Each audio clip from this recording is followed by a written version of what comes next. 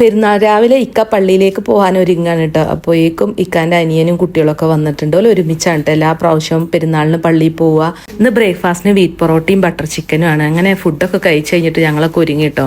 ഇക്ക റഷുമിന് ഓൾറെഡി സെറ്റായിട്ടുണ്ട്.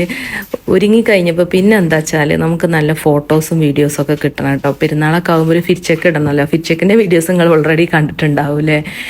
പിന്നെ ഇനി ഫാമിലി ഫോട്ടോ എടുക്കുക എന്ന് പറഞ്ഞാൽ വലിയ ടാസ്ക്കാണ് കേട്ടോ. നമുക്ക് എടുത്തു തരാൻ ആരുമില്ല. അപ്പോൾ നമ്മൾ ട്രൈപോഡൊക്കെ വെച്ചിട്ട് എടുക്കുമ്പോൾ ഒന്ന് റെഡി ആയി കിട്ടണ്ടേ. അപ്പോൾ മോളൂന് കുറച്ച് ഫോട്ടോസ് എടുത്തു കേട്ടോ. അപ്പോഴേക്കും മായ ചാറി. പിന്നെ നമ്മൾ വീണ്ടും അകത്തുനിന്ന് പോയി ഒരു ബെഞ്ചൊക്കെ പുറത്തിട്ട് ഫോട്ടോസ് എടുക്കാൻ നോക്കുമ്പോൾ വീണ്ടും മായ ചാറി കേട്ടോ. അതിൽ പിന്നെ വെള്ളമൊക്കെ തുടച്ചിട്ടാണ് പിന്നെ ഫോട്ടോസ് എടുക്കുന്നത്. പിന്നെ പെരുന്നാളൊക്കെ ആകുമ്പോൾ ഒരു മധുരം മസ്റ്റാണല്ലോ അല്ലേ. അപ്പോൾ പെരുന്നാളായതുകൊണ്ട് കുനാഫയാണ് കേട്ടോ ഉണ്ടാക്കിയിട്ടുള്ളത്. ഇന്നലെ മുതലേ ഋഷു പറയുന്നുണ്ടായിരുന്നു കുനാഫ ഉണ്ടാക്കണമെന്ന്. അങ്ങനെ കുനാഫയൊക്കെ ഉണ്ടാക്കിയിട്ടോ.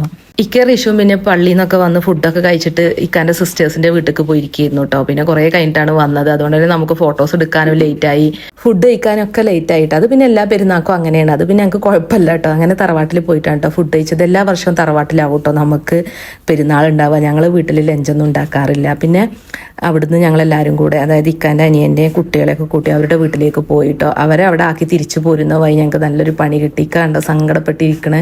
എന്താ വെച്ചാൽ കാറിൻ്റെ ബമ്പറിന് എന്തൊക്കെ പറ്റിയിട്ടുണ്ട്. അതുപോലെ നല്ലൊരു ഭാഗം നല്ല പോലെ സ്ക്രാച്ച് ആയിട്ടുണ്ട് കേട്ടോ.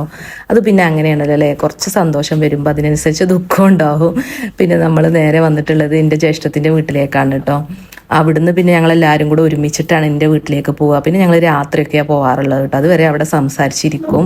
അതിനിടയിൽ ജ്യേഷ്ഠത്തിൻ്റെ മോള് വീഡിയോ കോളിൽ വന്നിട്ടുണ്ട് കേട്ടോ. അപ്പോൾ ഓളോട് ഞങ്ങൾ കുറച്ച് നേരമൊക്കെ സംസാരിച്ചിരുന്നു. പിന്നെ ചായയൊക്കെ കുടിച്ചിട്ടാണ് കേട്ടോ പിന്നെ ഞങ്ങൾ അവിടുന്ന് വീട്ടിലേക്ക് പോയത്.